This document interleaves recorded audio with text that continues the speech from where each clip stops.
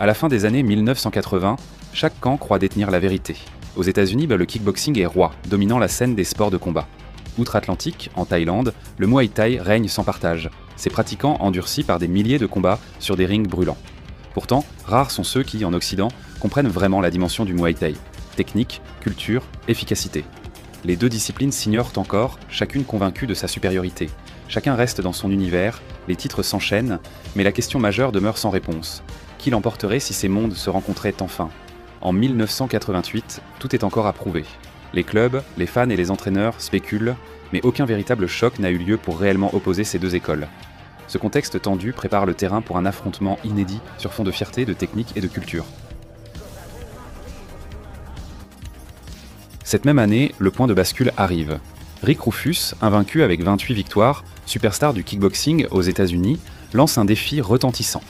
Il veut prouver la supériorité américaine face au Muay Thai et accepte d'affronter Changpwek Kietsongrit, l'un des premiers Thaïlandais à s'aventurer hors de son pays pour représenter son art. Les règles du combat imposent plusieurs restrictions aux Thaïlandais. Pas de coude, pas de projection, saisie interdite et tout clinch immédiatement séparé. Mais différence majeure, les low kicks sont finalement validés. Ce duel annoncé comme simple test d'orgueil est en réalité le choc de deux références mondiales. Mieux encore, il est retransmis à la télévision devant des millions de spectateurs, incarnant le premier vrai choc de style et d'école du monde moderne des sports de combat.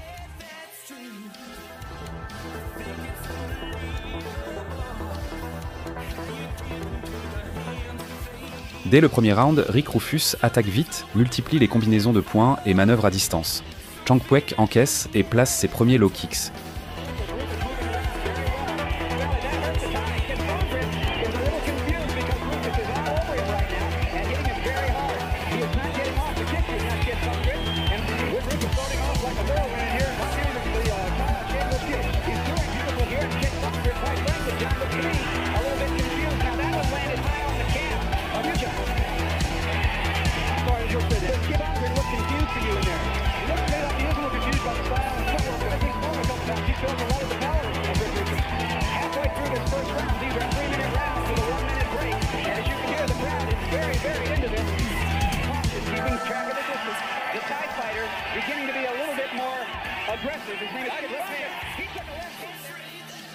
Rufus frappe fort au visage et envoie le Thaï 2 fois au tapis, un début en faveur du kickboxer, mais Changpwek ne lâche rien.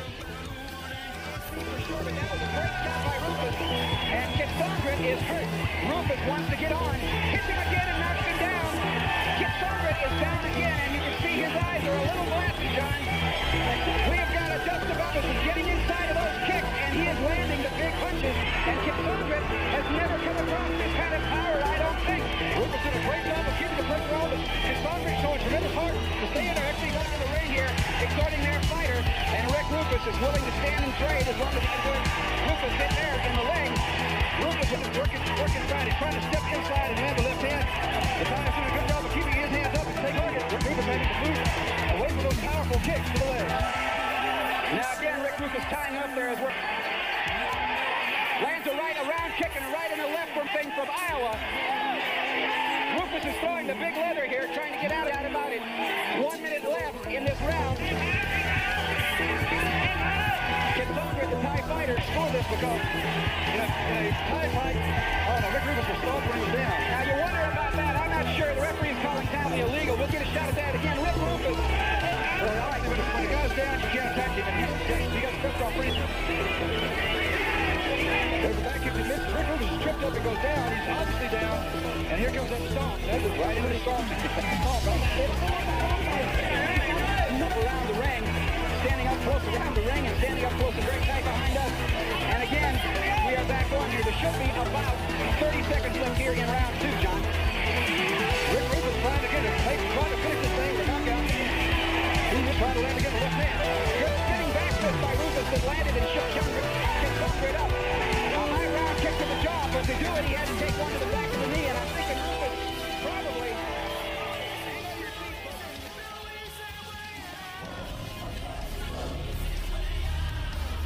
Au fur et à mesure des rounds, la tendance s'inverse. Changpwek vise la jambe, Rick souffre de plus en plus et finit par éviter l'affrontement direct.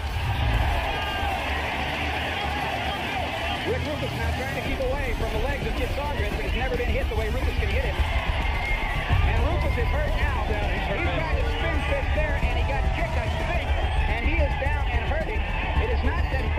These legs are killing him at the moment. They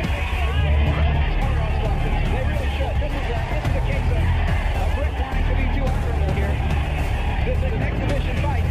But it's really taking a chance on suffering some permanent injuries. Saunders looking very, very strong now. Obviously, extremely aggressive with coming into those leg kicks. Well, he knows. Au 4e round, incapable de supporter la douleur, Rufus est arrêté par l'arbitre. Victoire par TKO pour le Thaïlandais.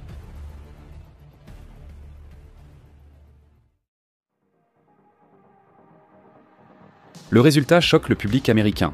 Le Muay Thai vient de prouver son efficacité face à un champion invaincu à domicile malgré des règles défavorables. Même Duke Roufus, frère de Rick, finira par admettre l'importance des low kicks et les intégrera ensuite dans son style et son enseignement. Progressivement, le Muay Thai devient incontournable dans le kickboxing mondial, préparant le terrain à la fusion des deux styles dans les organisations internationales comme le K1. Ce combat marque un tournant pour les sports de combat. Désormais, le respect est mutuel entre kickboxers et Nakmuy. Champwek Ketsongri n'a pas seulement gagné un duel, il a ouvert la voie à une nouvelle ère où le Muay Thai et le kickboxing s'enrichissent mutuellement. Et vous, Muay Thai ou kickboxing, quel style est le plus dangereux ?